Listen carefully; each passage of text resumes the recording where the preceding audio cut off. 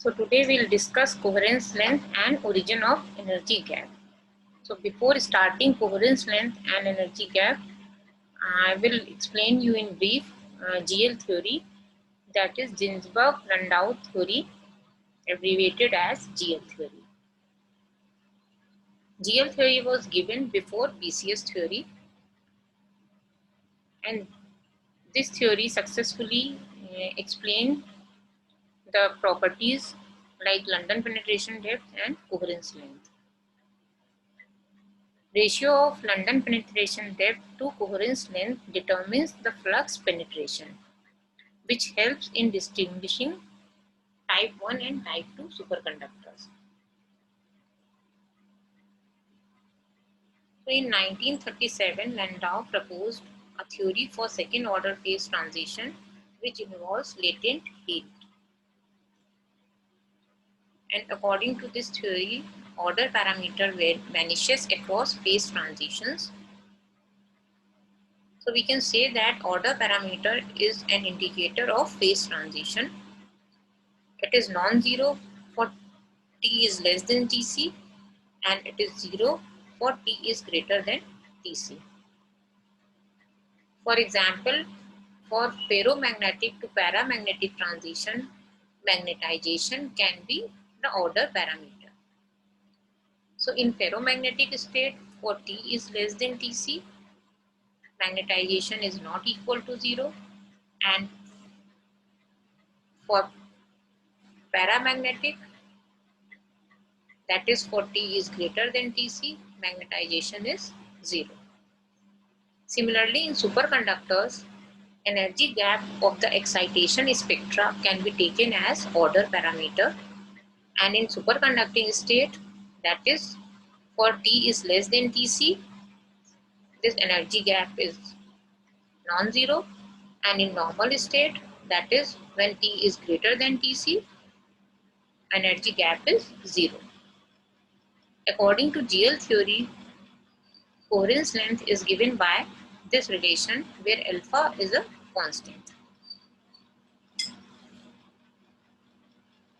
In the last lecture, we have already discussed London penetration depth, which is given by this equation, and London penetration depth measures the depth of penetration of the magnetic field. That is, it is a fundamental length that characterizes a superconductor, and lambda is temperature dependent. So now we'll discuss coherence length, which is associated with order parameter. The order parameter characterizes the degree of order in superconducting state.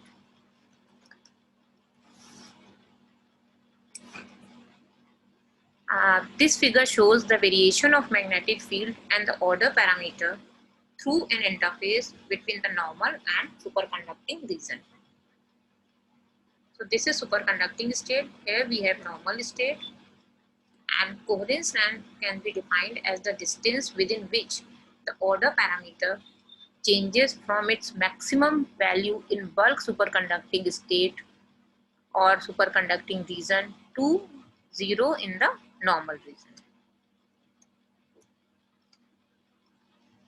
If Vf is the velocity of electron at Fermi surface, then according to BCS theory, coherence length is given by this relation where delta is superconducting energy gap. The coherence length and the actual penetration depth depend on the mean free path of electron measured in the normal state. Both London penetration depth as well as coherence length vary as 1 minus T upon Tc to the power minus half with temperature, and their ratio is independent of temperature. The relative values of London penetration depth and coherence length determines whether a superconductor is of type 1 or type 2. So ratio of London penetration depth to the coherence length is given by a parameter K known as GL parameter. For type 1 superconductors, K is less than 1 upon under root 2 and greater than 0. For type 2 superconductors, K is greater than 1 upon under root 2. So if you know the value of K, then you can distinguish between type 1 and type 2 superconductors. So lambda, that is London penetration depth, is the distance over which magnetic field decays in superconductors, and coherence length is the distance over which the superconducting state decays. Now we come to the origin of energy gap. It has been confirmed by number of experiments, for example IR absorption, Giavas-Turning experiments, that there exists an energy gap in superconducting state. An electronic specific heat in superconducting state is given by this relation, which indicates the existence of finite gap delta in the energy spectrum of the electrons or in the distribution of density of states. Here we see that in normal state there is no energy gap, whereas in superconducting state energy gap EG exists. Similarly, density of states as a function of energy is given by this figure. Here exists in superconducting state, energy gap exists. So this energy gap is a characteristic feature of superconductor, and it differs from the energy gap in insulators or semiconductors. In insulators, this gap is associated to the lattice, whereas in superconductors, this gap is associated to the Fermi gas or Fermi surface. In insulators or semiconductor, energy gap prevents the flow of current, whereas in superconducting state, despite of this energy gap, current flows. In the superconducting state, width of the energy gap is equal to kBTC, where kB is Boltzmann constant and Tc is the critical temperature of the specimen. Energy gap is a function of temperature and decreases with temperature, and this is clear from this figure. This figure shows that energy gap is maximum at T is equal to 0 and it decreases at T approaches to Tc.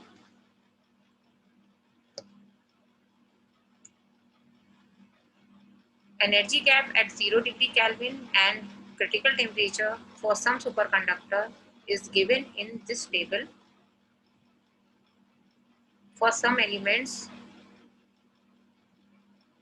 for example NB, Ta, Sn, aluminum, lead, mercury, their corresponding energy gap is given in this column, and their transition temperature is given in this column,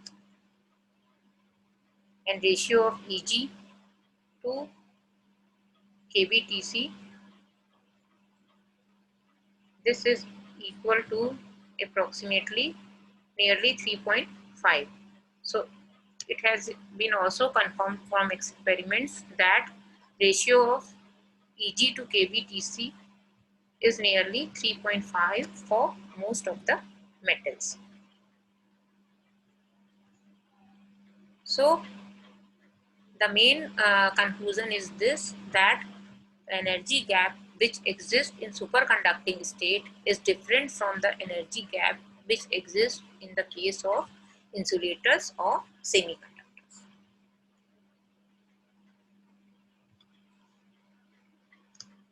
Next we'll discuss isotope effect. Isotope effect was discovered by Maxwell and Reynolds in 1950. It has been observed experimentally that the transition temperature of a superconductor varies with its average isotopic mass. In the case of mercury, transition temperature of mercury varies from 4.185 K to 4.146 K if its isotopic mass varies from 199.5 K to 203.4 atomic mass unit.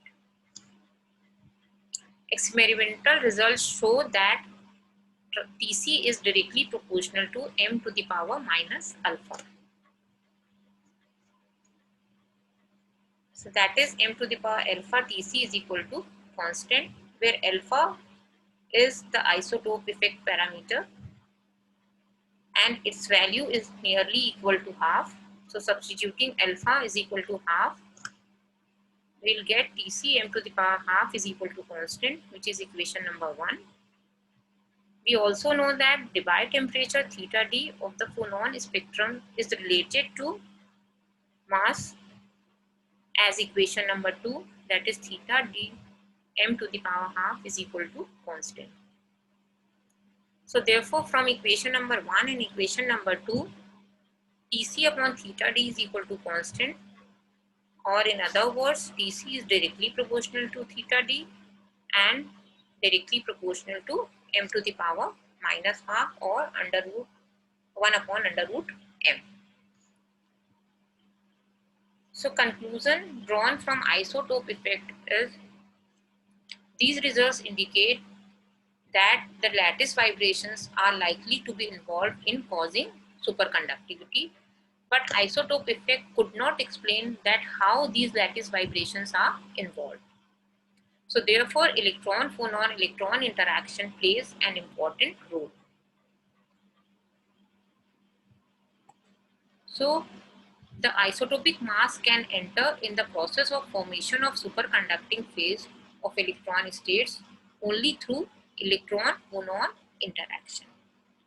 But how isotopic mass enter in this process, that was later on explained by BCS theory, which we'll discuss in subsequent lectures.